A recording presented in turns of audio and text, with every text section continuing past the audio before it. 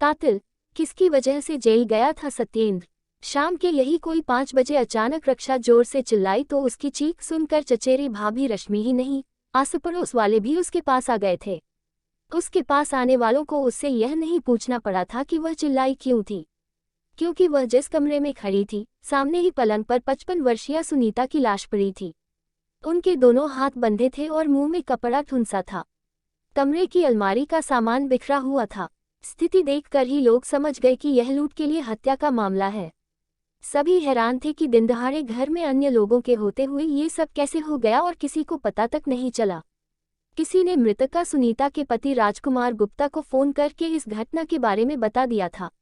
आते ही राजकुमार गुप्ता पड़ोसियों की मदद से पत्नी सुनीता को इस उम्मीद से मोहल्ले के ही शांति मिशन हॉस्पिटल ले गए कि शायद उनमें अभी जान शेष हो, लेकिन अस्पताल के डॉक्टरों ने उन्हें मृत घोषित कर दिया।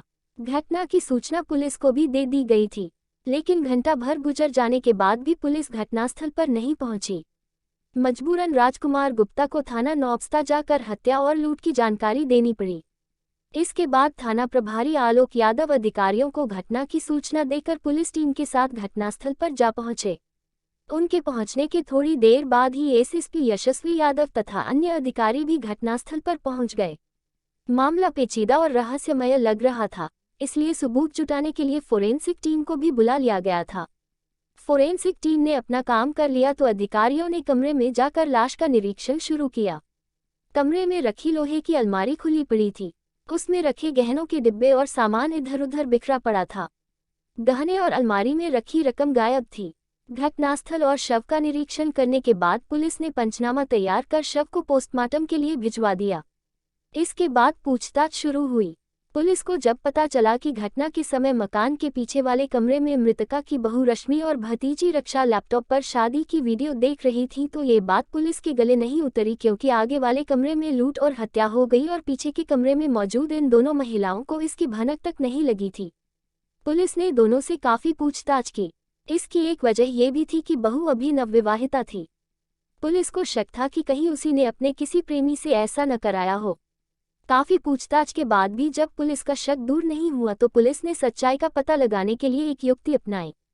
शक की गुंजाइश न रहे, इसके लिए पुलिस अधिकारियों ने फोरेंसिक टीम की मदद से लूट और हत्या का नाटक करने का विचार किया। नाटक करके पुलिस ने ये जानने की कोशिश की कि घटना के समय मृतका सुनीता बाहर वाले कमरे में चिल्लाई होगी तो उनकी चीख या आवाज पीछे के कमरे में बैठी रश्मि और रक्षा को सुनाई दी होगी या नहीं।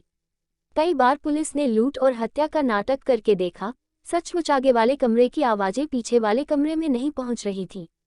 इससे पुलिस को लगा कि इस मामले में मृतका की नवविवाहिता बहू रश्मि का कोई दोष नहीं है। लेकिन भतीजी रक्षा जिस तरह घबराई हुई थी और नजरें चुरा रही थी, उससे वह पुलिस की नजरों में चढ़ गई। पुलिस का ध्यान उस पर जम गया। शक के आधार पर पुलिस ने उसका लैपटॉप और मोबाइल कब्जे में ले लिया। पुलिस ने थाने आकर राजकुमार गुप्ता द्वारा दी गई तहरीर के आधार पर उनके घर हुई लूट और पत्नी सुनीता की हत्या का मुकदमा अज्ञात लोगों के खिलाफ दर्ज करके जांच शुरू कर दी। विवेचना में क्या हुआ, ये जानने से पहले आइए थोड़ा राजकुमार गुप्ता के बारे में जान लेते हैं। राजकुमार गुप्ता 2 भाई हैं। बड़े भाई रामप्रसाद कानपुर के ही थाना विधनु के मोहल्ला न्यू आजाद नगर में रहते हैं। उनकी परचून की दुकान है। उनके परिवार में पत्नी के अलावा बेटी रक्षा और बेटा मनीष है, जबकि राजकुमार अपने परिवार के साथ कानपुर के थाना नौबस्ता के मोहल्ला पशुपतिंग में रहते हैं। उनके परिवार में पत्नी सुनीता और एक बेटा तथा एक बेटी थी। बेटी की शादी उन्होंने पहले ही कर दी थी। अब वह एक बेटे की मां है। राजकुमार का तंबाकू का बिजनेस है।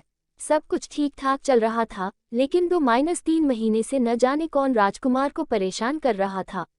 बार बार फोन करके वह उनसे मोटी रकम की मांग कर रहा था। 5 दिसंबर को उनके एकलौते बेटे हिमांशु की शादी थी। हिमांशु राजकुमार का एकलौता बेटा था।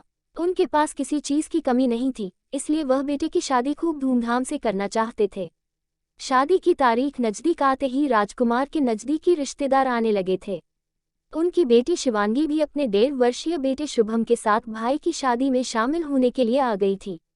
3 दिसंबर की शाम 6 बजे अचानक शिवांगी का बेटा शुभम घर के बाहर से गायब हो गया। बच्चे के इस तरह गायब होने से घर में हड़कंप मच गया। क्या किया जाए। लोग इस बात पर विचार कर ही रहे थे कि राजकुमार के मोबाइल फोन पर किसी ने शुभम के अपहरण की बात कहकर 15 लाख रुपए की फिरौती मांगी। शुभम के अपहरण की बात सुनकर घर में रोना पीटना मच गया।